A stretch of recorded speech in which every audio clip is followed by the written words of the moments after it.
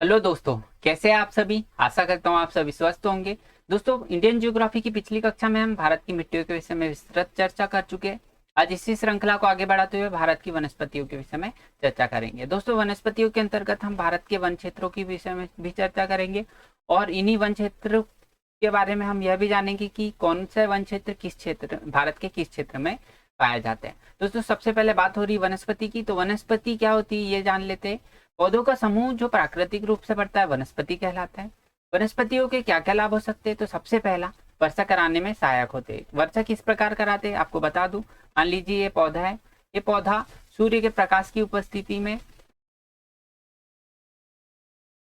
सूर्य के प्रकाश के द्वारा जो प्रकाश आ रहा है जब इस पौधे पर पड़ता है तो ये प्रकाश के कारण ये पौधा जल वाष्प उत्सर्जित करता है। जल वाष्प उत्सर्जन के फलस्वरूप ये जल वाष्प ऊपर की ओर उठती है और एक ऊंचाई पर जाकर ये संघनित हो जाती है। संघनित होने के पश्चात यहाँ बादलों का फॉर्मेशन हो जाता है और यही बादल वर्षा कराने में सहायक होते हैं। इस प्रकार वर्षा होगी। दोस्तों, दूसरा जो लाभ है वनस्पतियों का, यह है कार्बन अवशोषक। पौधे कार्बन अवशोषक का भी कार्य करते हैं। किस प्रकार करते हैं, मान लीजिए कोई मानव है, इसने उत्सर्जित कर दिए CO2 के उत्सर्जन के फलस्वरूप पौधे जो है यही CO2 और H2O के साथ क्रिया करते हैं। किसकी उपस्थिति में, सूर्य के प्रकाश की उपस्थिति में, और अपना भोजन बनाते हैं, जिसे प्रकाश संश्लेषण की क्रिया कहते हैं। प्रकाश संश्लेषण की क्रिया के फलस्वरूप पौधे CO2 का अवशोषण करते हैं और इसी अवशोषण के फलस्वरूप दोस्तों CO2 के कार्बन अवशोषक भी कहलाते हैं पौधे। क्यों कहलाते हैं, क्योंकि CO2 में कार्बन भी उपस्थित होती है। यही कार्बन अवशोषित हो जा रही है पौधों द्वारा और इसी के फलस्वरूप वैश्विक ताप में कमी होती है।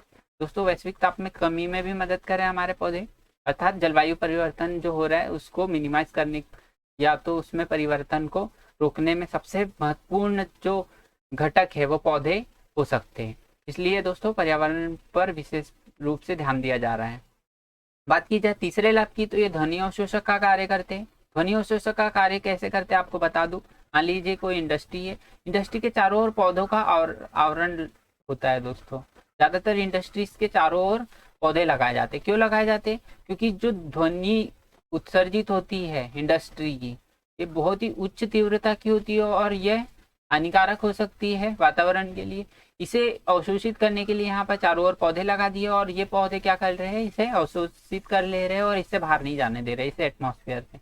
इसी के कारण इन्हें ग्रीन मफलर्स भी कहा जाता है। इसके बाद बात होती है चौथे लाभ की, तो ये इमारती लकड़ी, दवाइयाँ और ऑक्सीजन आदि प्रोवाइड करते हैं। दोस्तों, वन क्षेत्र की बात करते हैं तो वन क्षेत्र का निर्धारण कौन करता है, तो ये करता है ICFRE। दोस्तों, ICFRE क्या होता है, Indian council of forest research and education. दोस्तों, Indian council of forest research and education हो गया ICFRE का फुल फॉर्म। और इसका जो हेडक्वार्टर होता है वो कहाँ पर है, देहरादून में। दोस्तों, इससे रेलवे में और अन्य एग्जाम्स में भी क्वेश्चन पूछा गया है कि जो ICFRE का हेडक्वार्टर कहाँ पर है, देहरादून में। जब भी वनों के विषय में कोई क्वेश्चन बनता है तो सबसे पहले इसके हेडक्वार्टर के विषय में ही क्वेश्चन आता है। दोस्तों, इसके बाद अन्य तथ्यों के विषय में भी बहुत सारे क्वेश्चन बनते हैं, लेकिन सबसे इंपॉर्टेंट जो क्वेश्चन है, वेरी वेरी इंपॉर्टेंट क्वेश्चन है, इसका हेडक्वार्टर कहाँ पर है, देहरादून में। इसे आप अच्छे से याद रखिए। दोस्तों, इसके बाद बात करते हैं, इसने जो वन क्षेत्र को दो भागों में बांटा है। एक तो कुल वन क्षेत्र हो गया और दूसरा है वास्तविक वन क्षेत्र। कुल वन क्षेत्र कौन सा है, जो कि वन विभाग में दर्ज है, और वास्तविक वन क्षेत्र कौन सा होता है, वह वन क्षेत्र होता है जो कि पौधों से एक्चुअल रूप में घिरा होता है। दोस्तों, वन क्षेत्र के बाद में हम बात करते हैं, वन क्षेत्र को बढ़ावा देने के लिए एक पंचवर्षीय योजना के तहत निर्णय लिया गया, जिसमें हमने 33% वन क्षेत्र हासिल करने का टारगेट रखा। दोस्तों, ये कौन सी पंचवर्षीय योजना के तहत निर्णय लिया गया था, तो ये 10वीं पंचवर्षीय योजना के तहत लिया गया था। अभी बात हो रही पंचवर्षीय योजना की, तो पंचवर्षीय योजना में हम सबसे पहले देखते हैं पहली पंचवर्षीय योजना। तो पहली पंचवर्षीय योजना की शुरुआत कब हुई थी, तो 9 जुलाई 1951 में शुरुआत हुई थी और ये कब तक के चली थी, तो ये चली थी 1956 तक के चली थी दोस्तों। इसके बाद 10वीं पंचवर्षीय योजना की बात हो रही, तो 10वीं पंचवर्षीय योजना कब से कब तक चली, तो ये 2002 से लेके 2007 तक के चली। और इसी में निर्णय लिया गया कि जो वन क्षेत्र है वो 33% हमारे जो भूभाग पर वन क्षेत्र होना चाहिए। इसके बाद बात की जाए कुल कितनी पंचवर्षीय योजना है, तो टोटल 12, और ये 12वीं जो पंचवर्षीय योजना थी ये अंतिम थी। और इसका कार्यकाल कब से कब तक था, तो ये था 2012 से लेके 2017 तक। इस प्रकार से दोस्तों बहुत सारे क्वेश्चन बन सकते हैं पंचवर्षीय योजना से रिलेटेड, जिसमें से मैंने कुछ यहाँ डिस्कस कर दिए, जिसमें पहली, अंतिम, साथ ही साथ 10वीं, जिनका कार्यकाल देख लिया हमने। पहली का 51 से 56, 10वीं का 2002 से 7 और अंतिम का 2012 से 17 तक। और साथ ही साथ हमने देख लिया कि 33% वन क्षेत्र का टारगेट कौन सी पंचवर्षीय योजना के तहत रखा गया, तो ये रखा गया 10वीं पंचवर्षीय योजना के तहत। दोस्तों अब बात करते हैं वनस्पति के प्रकार की। इसके अंतर्गत हम भारत में वनों के प्रकार को देखेंगे। तो सबसे पहले बात होती है उष्णकटिबंधीय सदाबहार वन की। इसके बाद दोस्तों बात करते हैं हम उष्णकटिबंधीय पर्णपाती वन की। इसके बाद बात करेंगे हम मरुस्थलीय वन की, पर्वतीय वन की और साथ ही साथ ज्वारीय वन की। तो एक एक करके हम सभी प्रकार के वनों को देखेंगे। सबसे पहले हम बात कर रहे हैं उष्णकटिबंधीय सदाबहार वन की। दोस्तों उष्णकटिबंधीय सदाबहार वन, सबसे पहले बात करें उष्णकटिबंधीय क्षेत्र कौन सा होता है, तो मैंने बताया था 23.5 डिग्री नॉर्थ से लेकर 23.5 डिग्री साउथ तक का जो क्षेत्र होता है ये उष्णकटिबंधीय क्षेत्र कहलाता है। यहाँ पर सूर्य की किरणें सीधी आपतित होती है, इसी कारण यहाँ का टेम्परेचर क्या होता है, बहुत ही उच्च होता है। उच्च टेम्परेचर होने के कारण यहाँ पर रेनफॉल होता है। उच्च टेम्परेचर होने के कारण जलवाष्प की मात्रा ज्यादा होगी, जलवाष्प की मात्रा ज्यादा होगी, ज्यादा संघनन होगा, ज्यादा वर्षा होगी। तो दोस्तों जहाँ टेम्परेचर ज्यादा है वहाँ रेनफॉल ज्यादा है। यहाँ जो रेनफॉल की बात की जाए, उष्णकटिबंधीय सदाबहार वन क्षेत्र में रेनफॉल ये किन क्षेत्रों में पाए जाते हैं, तो 200 सेंटीमीटर से अधिक जहाँ वर्षा हो वहां पर इस प्रकार के वन पाए जाते हैं। दोस्तों यहाँ पर सूर्य का प्रकाश धरातल पर प्रवेश नहीं करता है। क्यों नहीं करता है, मान लीजिए ये धरातल है, धरातल पर इतने ज्यादा डेंसिटी के पौधे पाए जाते हैं दोस्तों, घनत्व बहुत ज्यादा होता है इनका, और घनत्व बहुत ज्यादा होने के कारण सूर्य की किरणें नीचे तक नहीं आ पाती है, धरातल तक के, ये ऊपर ही रुक जाती है। और ऊपर ही रुकने के कारण दोस्तों यहाँ की जो भूमि होती है आर्द्र भूमि होती है। इस भूमि में आर्द्रता के कारण बैक्टीरिया और वायरस उच्च मात्रा में पाए जाते हैं। देखा हमने कि यहाँ पर सूर्य का प्रकाश धरातल तक नहीं आ पा रहा, इसलिए यहाँ के घास के मैदान जो होते हैं बिल्कुल नहीं के बराबर होते। परिवहन की बात की जाए तो नहीं किया जा सकता। अभी इनमें जो एग्जाम्पल है उष्णकटिबंधीय सदाबहार वनों में एग्जाम्पल देखे हम, तो पहला है महोगनी, सिनकोना, एबोनी, रबर और बांस आदि इसके एग्जाम्पल हो गए। दोस्तों क्षेत्र की बात की जाए तो ये उष्णकटिबंधीय सदाबहार वन किन क्षेत्रों में पाए जाते हैं, सबसे पहले हम बात करते हैं अंडमान निकोबार, पश्चिमी घाट और लक्षद्वीप। दोस्तों ये हमारा प्रायद्वीपीय भारत है। प्रायद्वीपीय भारत में पश्चिमी घाट ये वाला हो गया, इसके बाद यहाँ लक्षद्वीप द्वीप समूह हो गया, और यहाँ पर हो गया अंडमान निकोबार वगैरह द्वीप समूह। तो ये 3 क्षेत्रों में पाया जाता है, लक्षद्वीप, अंडमान निकोबार और साथ ही साथ पश्चिमी घाट में। कौन से वन, उष्णकटिबंधीय सदाबहार वन। इसके बाद बात करते हैं उष्णकटिबंधीय पर्णपाती वन की। तो दोस्तों उष्णकटिबंधीय पर्णपाती वन 2 प्रकार के होते हैं, एक आर्द्र पर्णपाती वन होते हैं, एक शुष्क पर्णपाती वन होते हैं। ये किन क्षेत्रों में पाए जाते हैं, तो ये याद रखिए मध्य प्रदेश, उत्तर प्रदेश, बिहार, छत्तीसगढ़ एवं झारखंड आदि क्षेत्रों में पाए जाते हैं। दोस्तों आर्द्र वन के लिए रेनफॉल अर्थात वर्षा कितनी होनी चाहिए, तो दोस्तों ये होनी चाहिए लगभग 100 से 200 सेंटीमीटर तक की वर्षा जहां हो वहां उष्णकटिबंधीय आर्द्र वन पाए जाते हैं। और वहीं बात की जाए शुष्क पर्णपाती वन कहाँ पाए जाते हैं, तो यहाँ 70 से लेकर 100 सेंटीमीटर वर्षा जहाँ जिस क्षेत्र में हो उस क्षेत्र में शुष्क वन पाए जाते हैं, अर्थात उष्णकटिबंधीय शुष्क पर्णपाती वन पाए जाते हैं। दोस्तों टेम्परेचर लगभग दोनों का समान ही होता है। साथ ही साथ बात की जाए पौधों का घनत्व की, तो यहाँ पर पौधों का घनत्व कम होता है, अर्थात ये थोड़े दूर दूर पाए जाते हैं, और ये यहाँ पर घास के मैदान भी पाए जाते हैं। साथ ही साथ यहाँ ट्रांसपोर्टेशन हो सकता है। अभी बात करें शुष्क वन की और आर्द्र वन की, तो इनके जो एग्जाम्पल है आप याद रखिएगा, शुष्क वन में खैर, अर्जुन, आम, शीशम वगैरह आते हैं। ये दोस्तों शुष्क वन जो होते हैं ये गर्मी में अपनी पत्तियां त्याग देते हैं, ताकि ज्यादा से ज्यादा जो जलवाष्प का उत्सर्जन हो रहा है उसे रोका जा सके। यदि जलवाष्प कम उत्सर्जित करेंगे और अपने में पानी संग्रहित करेंगे तो इनका जीवन काल बढ़ते रहेगा, इसीलिए ये अपनी पत्तियां क्या करते थे, त्याग देते हैं। वहीं बात की जाए आर्द्र वन की, तो आर्द्र वन के एग्जाम्पल चंदन, साल, सागौन, शीशम, सिनकोना आदि इसके एग्जाम्पल हो गए। दोस्तों आगे बढ़ते हैं, हम बात करते हैं अब मरुस्थलीय वन की। मरुस्थलीय वन मरुस्थलीय क्षेत्रों में पाए जाएंगे। और मरुस्थलीय क्षेत्र कौन से क्षेत्र होते हैं? जहां पर 50 सेंटीमीटर से कम वर्षा हो वैसे क्षेत्र मरुस्थलीय क्षेत्र कहलाते हैं।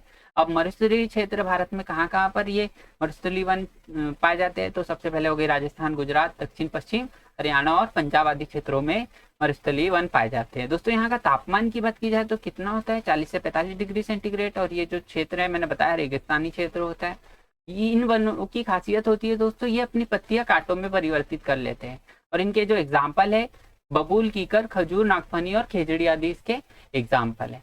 बात की जाए पर्वतीय वन की, तो यह वन ऊंचे स्थानों पर पाए जाते हैं। पर्वतीय वन जो है ऊंचे स्थानों पर पाए जाते हैं।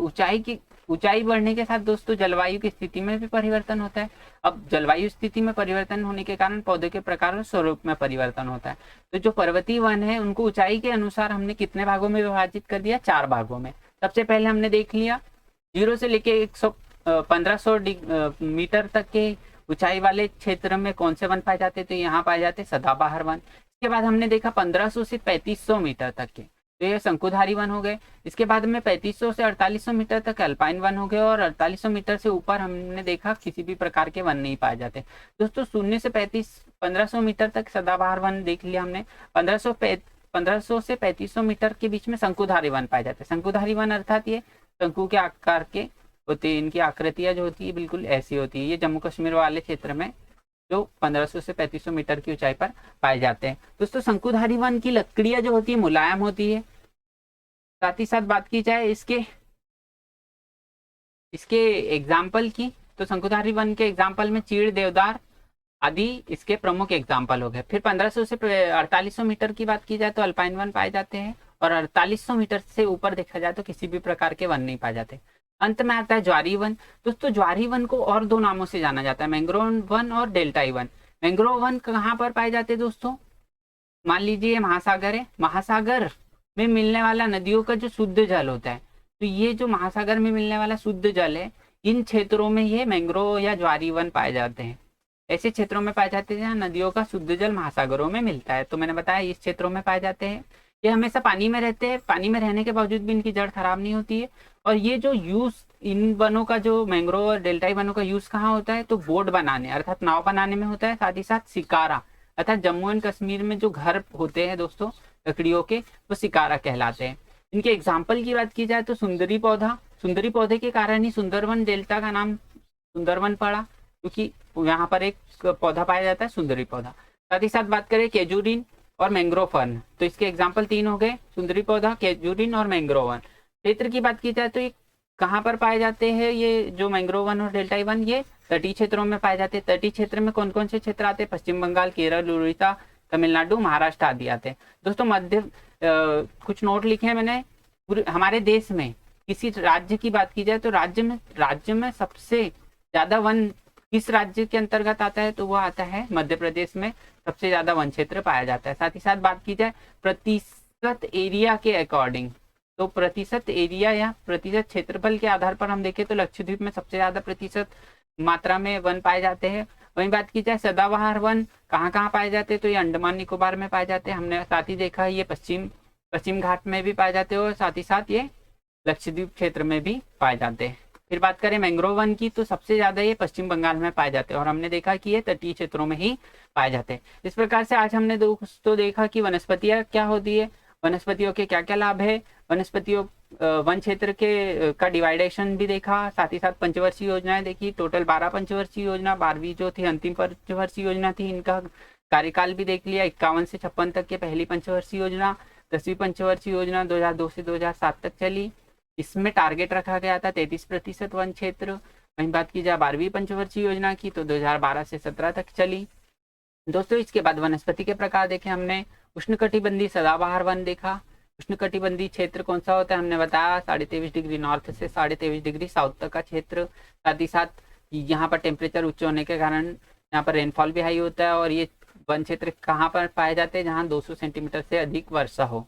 दोस्तों इसके बाद हमने सूर्य का प्रकाश धरातल पर नहीं पड़ता, ये भी देखा है। यहाँ पर ये जो उष्णकटिबंधीय सदाबहार वन होते हैं तो इसी कारण यहाँ पर भूमि जो होती है आर्द्र भूमि होती है। इसके जो एग्जाम्पल देखे हमने, महोगनी, सिनकोना, एबोनी, रबर, बांस, ये याद रखिए। और इनका जो क्षेत्र है सदाबहार वन का, ये अंडमान निकोबार, पश्चिमी घाट और लक्षद्वीप आदि क्षेत्रों में पाए जाते हैं। बात की जाए उष्णकटिबंधीय पर्णपाती, तो पर्णपाती वन जो है दो प्रकार के होते हैं, आर्द्र पर्णपाती वन और शुष्क पर्णपाती वन। आर्द्र पर्णपाती वन वहां पर पाए जाते हैं जहाँ 100 से 200 सेंटीमीटर वर्षा हो। वही बात की जाए शुष्क पर्णपाती वन, तो 70 से 100 सेंटीमीटर जहाँ वर्षा हो वहां पाए जाते हैं। दोस्तों इनमें पौधों का घनत्व कम होता है, अर्थात ये पौधे थोड़े दूर दूर पाए जाते हैं। यहाँ घास के मैदान भी होते हैं। दोस्तों इनके एग्जाम्पल याद रखिए, आर्द्र में आते हैं चंदन, साल, शीशम और सिनकोना। चंदन, साल, शीशम, सागौन, सिनकोना। वहीं बात की जाए शुष्क वन में, तो शुष्क वन में पौधे कौन कौन से आते हैं, खैर, अर्जुन, आम, शीशम आदि आते हैं। एरिड फॉरेस्ट की बात की जाए या मरुस्थलीय वन की, तो ये कहाँ कहाँ पाए जाते हैं दोस्तों, राजस्थान, गुजरात, दक्षिण पश्चिम, हरियाणा और पंजाब में पाए जाते हैं। वर्षा 50 सेंटीमीटर से कम होती है उन क्षेत्रों में पाए जाते हैं और तापमान 40 से 45 डिग्री सेंटीग्रेड होता है। ये पत्तियां कांटों में परिवर्तित कर लेते हैं। बबूल, कीकर, खजूर, नागफनी, खेजड़ी आदि इसके एग्जाम्पल है। पर्वतीय वन की बात की जाए तो वन क्षेत्र ऊंचे स्थानों पर पाए जाते हैं। इनको 4 भागों में बांट दिया हमने, 0 से 1500 मीटर। यहाँ पर सदाबहार बहार वन पाए जाते हैं। 1500 मीटर से 3500 मीटर के बीच में शंकुधारी वन पाए जाते हैं और 3500 से 4800 तक अल्पाइन वनस्पतियां पाई जाती है। 4800 मीटर से ऊंचाई पर देखें तो किसी भी प्रकार की कोई वनस्पति नहीं पाई जाती। वही बात की जाए अंत में ज्वारीय वन की, तो ज्वारीय वन को मैंग्रोव वन या डेल्टाई वन भी कहते हैं। दोस्तों ये कहाँ पर पाए जाते हैं, तो ये सागर में मिलने वाले नदी का जो शुद्ध जल होता है, इस जल में ही इस प्रकार की वनस्पति पाई जाती है। इनकी जड़ें पानी में रहती फिर भी खराब नहीं होती और ये इनके द्वारा बोट और शिकारा नामक घर का निर्माण किया जा सकता है। साथ ही साथ इनके एग्जाम्पल देखें तो सुंदरी पौधा, केजोरिन और मैंग्रोव फर्न आदि प्रमुख है। और ये किन क्षेत्रों में पाए जाते हैं, तो हमने देखा तटीय क्षेत्रों में, जिसमें सबसे प्रमुख सबसे ज्यादा कहाँ पाए जाते हैं, तो पश्चिम बंगाल में पाए जाते हैं। सबसे ज्यादा वन क्षेत्र की बात की जाए तो मध्य प्रदेश में, प्रतिशत एरिया के आधार पर बात की जाए तो लक्षद्वीप में। और सदाबहार वन कहाँ पाए जाते हैं, तो अंडमान निकोबार, लक्षद्वीप और पश्चिम घाट में पाए जाते हैं। दोस्तों इस प्रकार से हमने वनों के प्रकार को देख लिया। दोस्तों इसी श्रृंखला को आगे भी जारी रखेंगे। साथ ही साथ आप ये बताइए कि आपको ये लेक्चर कैसा लगा, कमेंट में जरूर बताइए। और जो भी डाउट हो इस लेक्चर से रिलेटेड और अन्य इंडियन ज्योग्राफी की किसी भी प्रकार का डाउट हो तो आप कमेंट बॉक्स में मुझसे पूछ सकते हैं। और साथ ही साथ आपसे मेरी रिक्वेस्ट है कि यदि आपने चैनल को सब्सक्राइब नहीं किया तो कर दीजिए और वीडियो को लाइक नहीं किया तो वो भी कर दीजिए। Thank you very much.